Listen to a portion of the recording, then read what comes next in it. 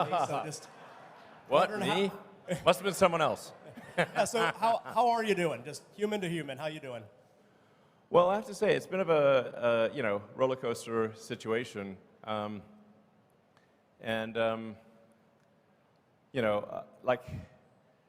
it's actually pretty rare for me to be at a party.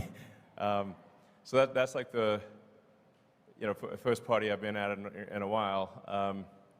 And actually wasn't even going to go to it. Then my brother talked me into it. So thanks, Kimball. Yeah, I have to say, like sometimes the work pain level is quite excruciating, and then on top of that, I get dumped on in the press. So it's like, it's not exactly super fun. There was a short-term distraction because I had to do like some major open heart surgery on Twitter to ensure the company's survival. But that, I think Twitter is now in a stable place, and obviously very excited to have Linda Yaccarino join. And so I think Linda's going to do a great job running Twitter. I'll provide, obviously, guidance on technology development. But as you can see, I think Twitter at this point has released more new features in the last 6 months than it has in the last 6 years. So, obviously this is not a Twitter meeting, but the larger point is that I feel at this point I don't need to devote incremental time. The amount of time that Twitter will take going forward is relatively small compared to the last 6 months. So yeah.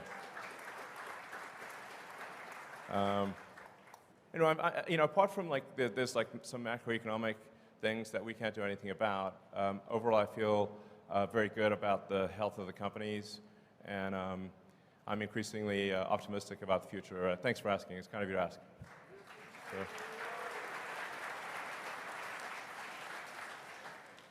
Have you guys considered stretching out the financing terms on your auto business? You talked about earlier, consumers don't necessarily look at the sticker price they're paying. All they're concerned about is monthly payment. Right. And one of the fundamental advantages of an EV is that it's substantially more durable. And so would you guys ever consider stretching terms out to 10 years, especially in this rate environment, given the shape of the yield curve? Extending the terms out that farther, you'd actually be capturing a lower cost of funds. Yeah, I mean, the important thing to appreciate is that, that the vast majority of the financing is from banks. So it's kind of whatever the banks are prepared to do. I mean, this year, I guess we'll do on the order of $100 billion of sales. And we don't have $100 billion in cash to finance that. So the vast majority of it has got to come from banks. So it's really the bank's choice of what they're willing to do.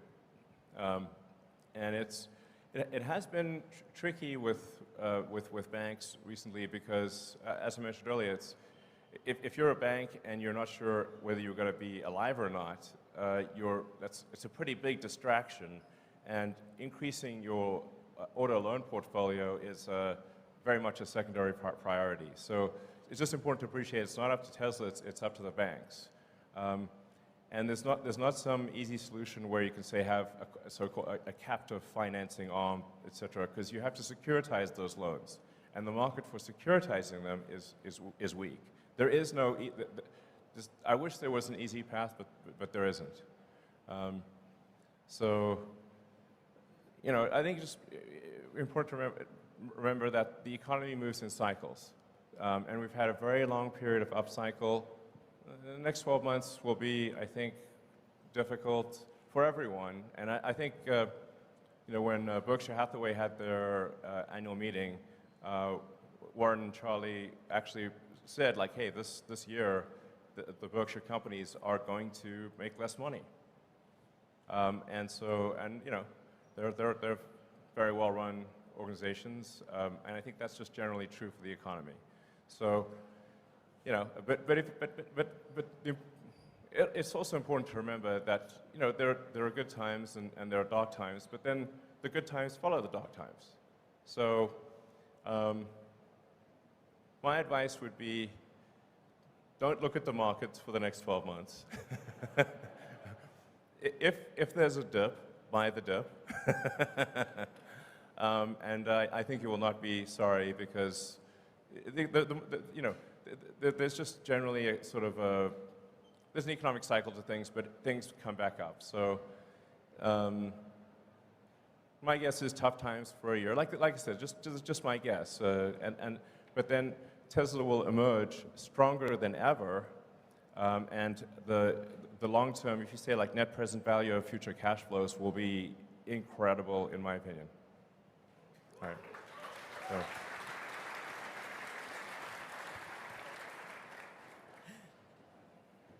Hey, Elon, meet Kevin here. Hey, how's it going? Good, thanks. So Tesla is the largest position in my ETF, ticker PP, and that's for pricing power. Right. And I'm curious, I really think that some of the features that you highlighted here, like the over-the-air airbag deployments of improving the features, the safety features, are great things that we could be advertising. I know you've heard this many times before. I know you have. But sorry, go ahead, yeah. $525 off every car this year is half a Netflix's advertising budget.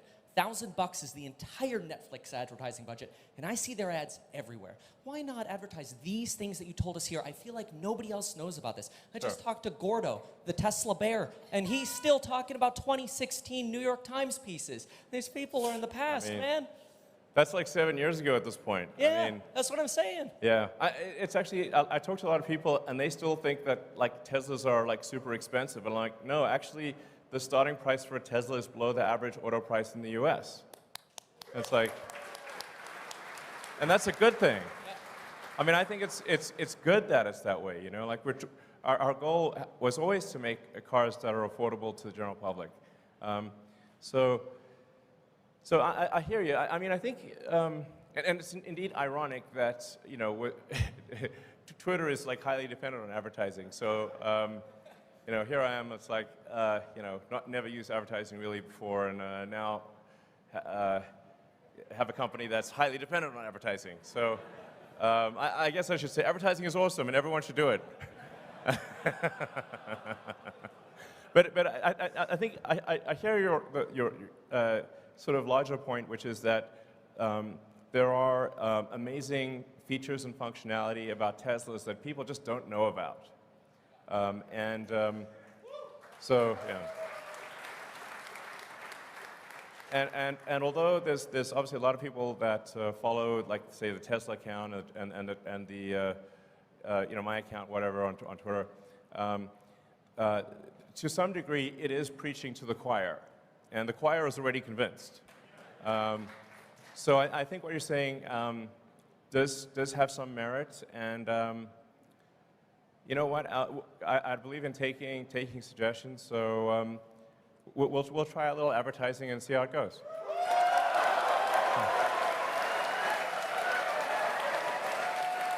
Okay. Okay. All right, I wasn't expecting that level of enthusiasm, but okay. It sounds like our shareholders, if I read between the lines, subtle as it is, are saying we should probably do some advertising. Okay, very well. All right.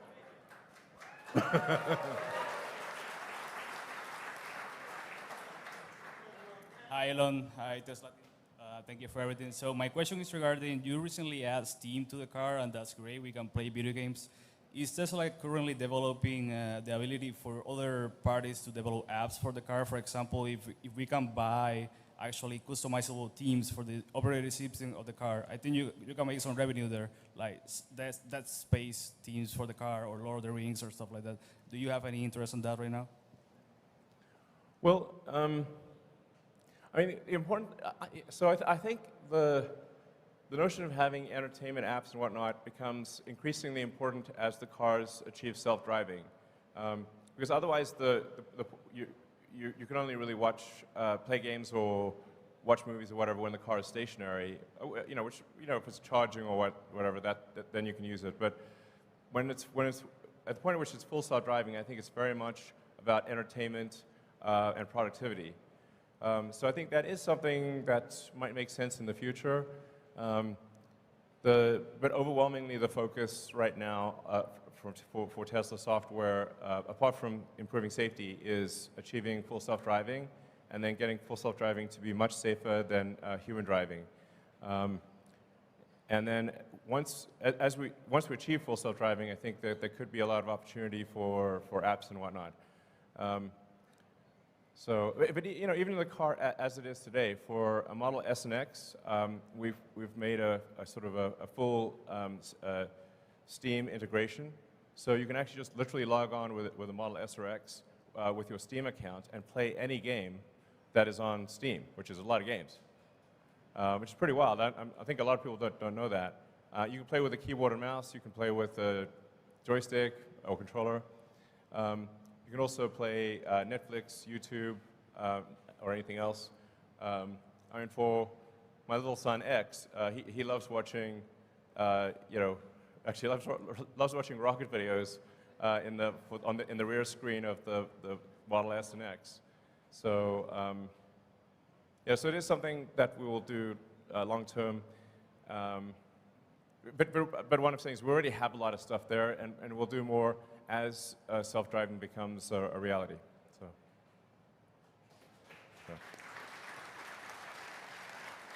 Hey, Elon, I'm John, or Dr. Know-It-All on YouTube, and I don't know it all. But anyway, my question is, as you guys move completely or finish the transition in full self-driving from version 1.0 of the software to 2.0, what do you perceive of as the potential stumbling blocks after that? Because it seems like that's the major, kind of step change that needed to happen, and so you're almost done with that, and what happens after that? And also, please let me interview about full self-driving. Like, I'll spend 2 hours talking about just that. So, thank you. Well, one can really think about full self-driving as sort of a march of nines of reliability. So we need to get to the point where the probability of injury is lower than that of the average human driver, and then ultimately probability of injury is much lower. So even at the point at which the car is capable of driving itself, there's still actually a lot of work to do, because every year there's 1 million people that die in auto accidents, and I think probably everyone in this audience has friends and family that have died or been seriously injured in auto accidents, and for there's like 1 million people that die. There's 10 million people roughly that are seriously, permanently injured, and so it matters that if we can get that down by an order of magnitude, there's like 900,000 lives saved per year, maybe 9 million severe injuries prevented per year, and so that really, I think, morally has to be our primary goal,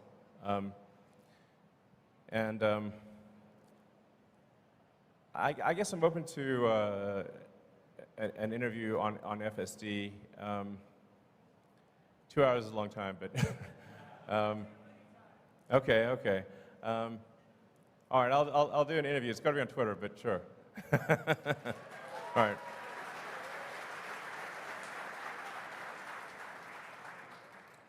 Hi, Elon. I'm Josh Phillips, long-term retail investor. My question's about battery-grade lithium supply in the next 10 years. Lithium experts all agree that mines are just not coming online fast enough to meet battery supply. And actually, Drew Baglino pointed this out recently. Some mines take 10 years plus to be permitted. And even GM has actually announced huge lithium deals that will secure away supply from the rest of the industry. So what's Tesla's plans to get more supply of lithium at the mine level outside of refining, but also at a deeper level than a traditional offtake? Because as we know, he who controls the spice controls the universe. Sure.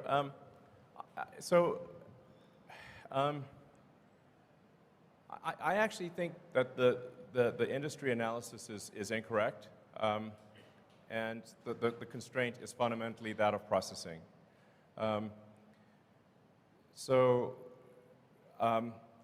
Now, our refinery in Corpus Christi that we're building is primarily oriented towards refining spodumene, of which there is a truly vast amount in the world. I think about 3/4 of our lithium comes from Australia. And frankly, you could increase the rate at which the mines are operating, and the limiting factor is not how fast can you mine, but how fast can you process. So the mines are only going to produce ore at the rate at which refineries can handle the ore, or it's pointless. So I think my opinion, and obviously I could be wrong about this, but is that it's really not about the lithium ore. Lithium is extremely common. Lithium is everywhere. In every country's got lithium. It's not like oil. So lithium is one of the most common elements on Earth. But taking the lithium ore and refining it to battery grade is extremely difficult because the purity levels required for a battery are extremely high. If you have even a small impurity, then you will degrade the life of the cell dramatically. So you need ultra-pure battery grade lithium, and that's why our focus is on refining as opposed to mining. Thank you.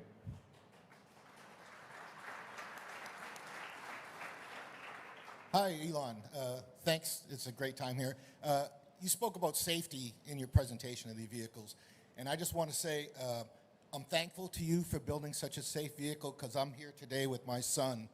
We drove in his Tesla 3 over here that he replaced with the one that he got rear-ended significantly in, and it destroyed the car. But we're able to be here today, so Great. Thank you very much. Absolutely.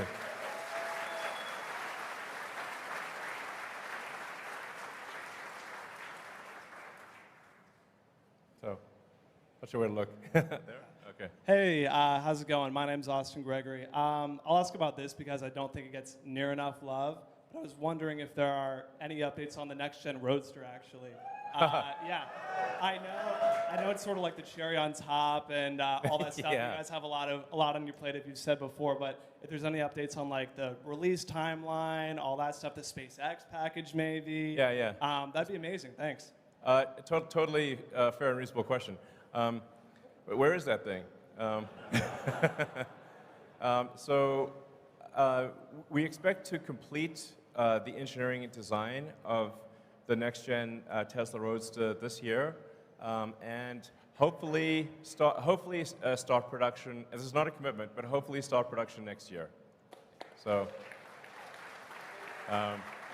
but. It is like as you alluded to. It's not even the icing on the cake. It's the cherry on the icing on the cake. So I wouldn't expect it to be like. It's definitely not going to be a huge contributor to revenue. It will be a modest contributor to profitability, but it will be sick. So, and.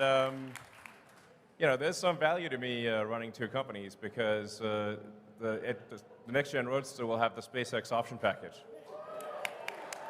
So that'll make it truly next level. So. Hey, Elon. Eva Macmillan here. First of all, I want to thank you for making the absolute best, safest, and most fun cars in the whole world. Cars in Florida, we are seeing many more cars in Florida than a year ago. Yeah. Matter of fact, cars are doubled. So the question is, we all want Tesla insurance. Is it coming? Oh, yeah. Actually, that's a great question. Okay, Zach says it's coming later this year. But I have to tell you, one of the thorniest things in the United States is car insurance, or insurance in general, because it's a state by state, and every state's got different rules and regulations. So that's why it's not like rolled out nationwide. I think really there should be one national standard for insurance, especially car insurance. I think it would improve the cost effectiveness of car insurance. But our intent is to roll out nationwide and ultimately internationally. But there is a staggering amount of paperwork that is needed to get it done. But as Zach said, we expect to offer Tesla insurance in Florida later this year. Thank you. Thank you, Elon. Thank you, Elon. Alexandra Mertz. I am Tesla Boomer Mama. Very happy to be here. All right. Thank you. Very grateful to the Tesla team and you, of course. Just want you to know we love the emotions every day, joy and less joy, but we're there. Shareholders, it's not easy. We're here not because it's easy, but because it's hard.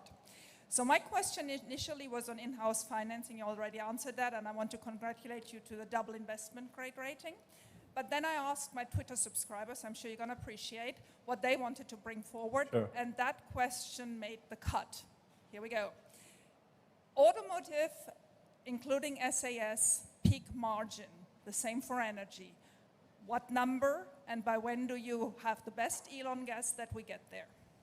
Sorry, I'm not sure I fully understand the question. So this is the peak margin for automobile, Oh, yeah. including SAS and energy, and by when will we get there? Your guess. I know nobody will sue you. Sorry, what's SAS? Well, software as a service. Oh, okay.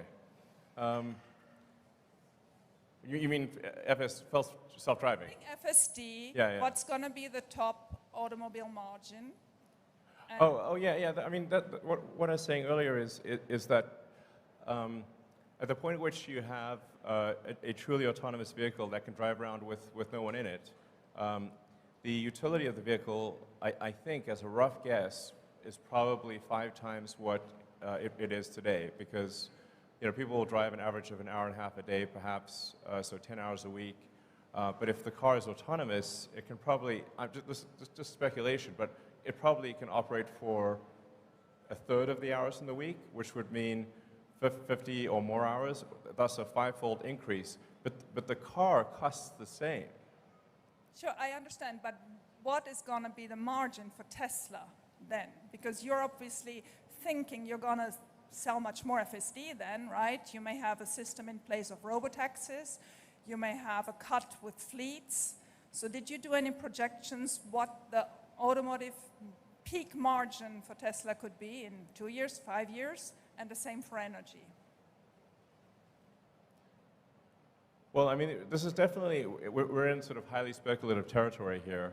But obviously, if you've got a car that costs the same and has, say, I don't know, a 20 or 25% margin, and suddenly is able to be used 5 times as much, then you might have 80% margins, and the revenue would increase several-fold.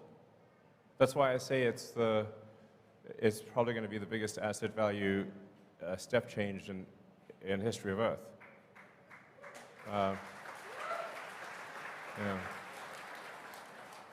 And energy does not have simply does not have such an increase in asset utilization. So I would expect energy to remain at sort of a 25%-ish to 30% margin. All right, so you said ask the tough questions. You're still good, right? Yeah. All right, cool. First of all, though, as a family man, I just want to say there's a couple of things like a loop for tether of a car seat going through the headrest, which would be super helpful. There's a couple other things that would be really nice. The Model Y is the only one you can do that in today. Maybe we could fix that. But when we're thinking about 4680 battery cells, should we be thinking about the efficiency and the performance we're getting today? Or is there some updated timeline path that we could see closer to battery day presented efficiency, performance that we can look to in the future? Well, I think, first of all, it's really important to express the difficulty of, for Tesla to go from